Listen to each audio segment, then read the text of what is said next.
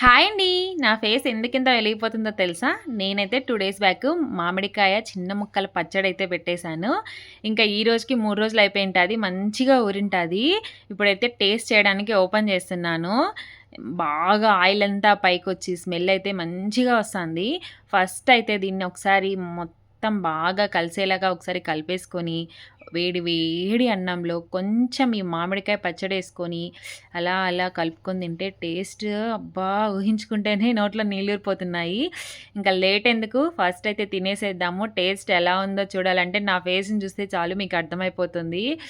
ఇంకా భలే ఉందనమాట. పులుపు, ఉప్పు, కారం, మెంతి పొడి, ఆవపిండి అంతా పర్ఫెక్ట్‌గా సరిపోయినాయనమాట.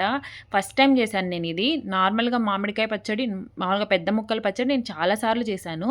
ఇట్లా చిన్న ముక్కలతో బావుంటది. ఒకసారి చేయమంటే ఫస్ట్ టైమ్ చేశాననమాట. టేస్ట్ అయితే భలే అంటే భలే ఉంది. నాకు దానికంటే ఇదే బాగా నచ్చింది. ఇంకా ఒట్టి మామిడికాయ పచ్చడి అన్నమే గాకుండా పప్పులో మామిడికాయ పచ్చడి, అలాగే పెరుగన్నంతో మామిడికాయ పచ్చడి గూడా టేస్ట్ భలే ఉంటది. నేను వన్ బై వన్ అన్నీ ట్రై చేశాను. ఈ మామిడికాయ పచ్చడి ముందు ఏ చికెన్‌లు, మటన్‌లు పనికిరావండి. మీరైతే వీడియోని లైక్ చేసి సబ్స్క్రైబ్